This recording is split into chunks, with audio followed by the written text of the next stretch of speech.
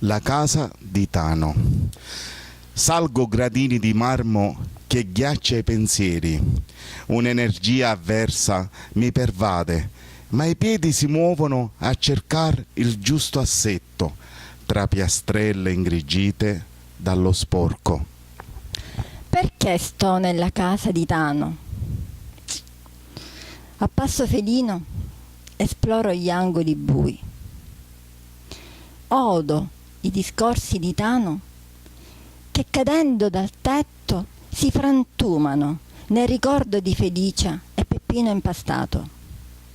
E io invado le pareti della casa di Tano con parole poetiche impastate a sabbia, a pelle, a pietre, a colori.